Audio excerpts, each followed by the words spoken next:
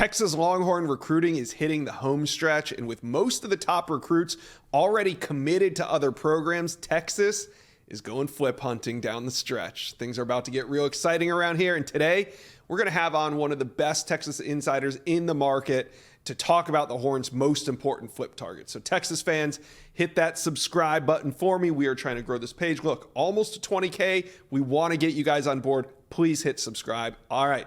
Let's bring on Jerry Hamilton of Inside Texas. Jerry, we got offer news. Now, it's kind of rare to see a new offer in the 2024 class go out this late, but that's exactly what Texas did.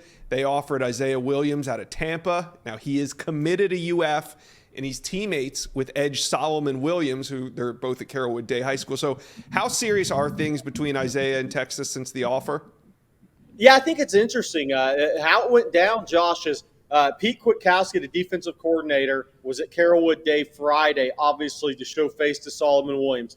Texas has been watching Isaiah Williams on senior tape. By the way, Solomon and Isaiah are not related. Okay, I was going to ask you that. Yeah, they've been watching Solomon's senior tape, obviously, because Texas is after Solomon Williams. Right. And they really liked Isaiah Williams. So Pete Kwiatkowski went down to the school Friday and talked to Marshall McDuff, the head coach, say, hey, we have interest in this guy. We may offer him. After the game, Pete Kwiatkowski told Marshall McDuffie that, yeah, we're probably going to offer him. Then wide receivers coach Chris Jackson called Isaiah Williams Sunday and extended the offer. And what's interesting in talking to Isaiah Williams Sunday evening is that, he was born in St. Louis. He lived in San Antonio from ages 4th through 6th grade. Then he moved to Tampa. But he said at the beginning of his process, Texas and Florida were his two schools that he liked the most, and he's always liked the most. So that's very interesting to me. I think Texas will work to get an official visit out of Isaiah Williams, and I do think he'll take an official visit. I'll be surprised if he doesn't at this point. Could anybody else come into this equation? I don't think so. I really think this is Florida versus Texas, Josh, and there's 4 or 5 of those in this cycle right now. A couple of guys committed to Texas that Florida's still after, and now 3 guys Texas has offered committed to Florida that the Horns are after. So Texas-Florida's got some battles on me. Keith Niebuhr and I may need to come on the show and duke it out. Yeah, I know. A real face-off, and I might do that, actually. So at first when I saw it on the surface, I thought maybe this is a play for Solomon Williams, but you don't think so? No, I don't think so at all. And like Texas fans are saying, oh, does this have something to do with Ryan Wingo? No, 2 different wide receivers. Ryan Wingo's that outside receiver in the A.D. Mitchell mold. Isaiah Williams would play the position Xavier Worthy does currently at Texas. So, no, They are not the same, different wide receivers, and nothing to do with Solomon Williams. This is just a guy that Texas really liked on senior video, and they still have a need at wide out in the class. Okay. So 2 weeks ago, they offer Xavier Philistine, one of the top safeties in the country, committed to UF. We know they're in on Wardell Mack. Now another one on the board for Texas fans to keep an eye on that's committed to UF. Now let's get back to Solomon Williams. I know the last time you were on, I think it was 2 Mondays ago, you said that Texas A&M was the team trending for Solomon Williams. But do you think that with the mounting losses that this could impact his recruitment to Texas A&M? I do think it has a chance to impact it. He's scheduled to be at Oregon for an official visit this weekend. We're talking about Solomon Williams, the 4-star edge.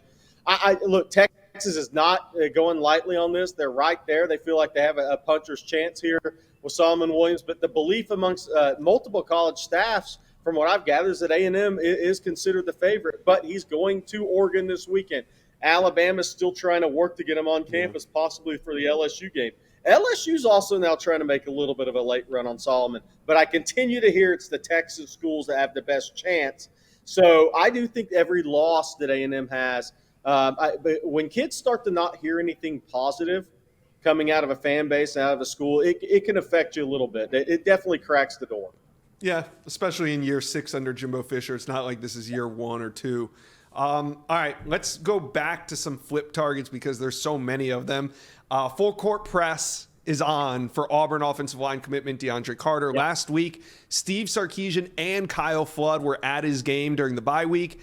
Do you get a sense that a flip is imminent?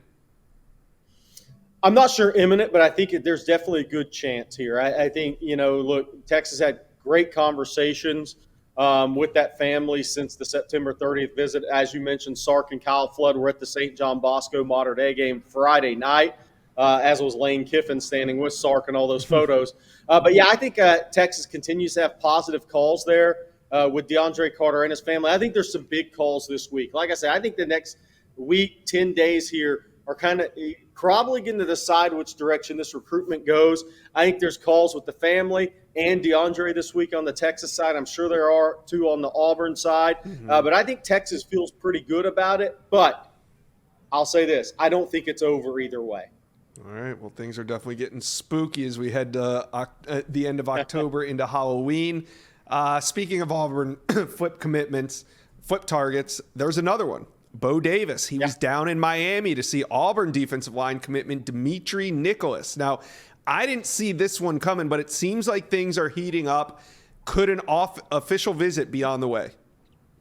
Yeah, I think they're in talks about it. I think it's a real possibility that an official visit happens. And again, Texas fans just think, oh, does that mean DeAndre Robinson's going to Florida? No, Texas wants 4 interior D-line prospects in this class on the high school level. This is a kid they really like on senior tape. I'm waiting for that senior tape to hit huddle, but Texas really likes Dimitri Nicholas on senior tape. As you said, Bo Davis was down at Norland High last Thursday, and they're in talks for an official visit.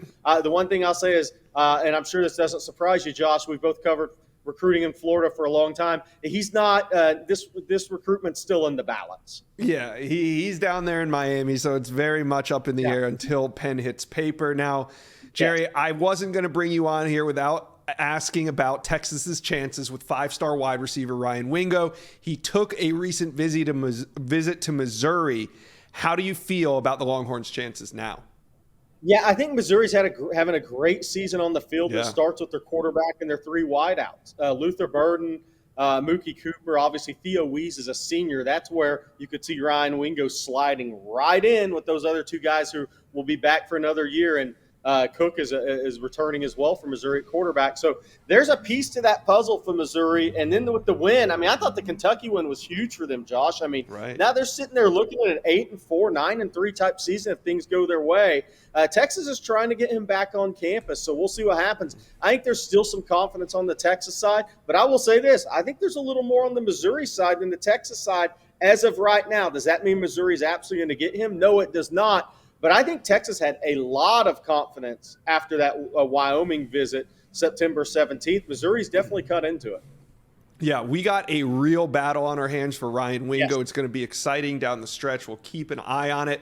Jerry Hamilton, thank you for stopping by the Inside Scoop and talking some Texas flip targets today. Thank you for watching. If you enjoyed that content, be sure to subscribe to the On3 Recruits channel. We have a new page dedicated only to recruiting. Go ahead and hit that subscribe button right now.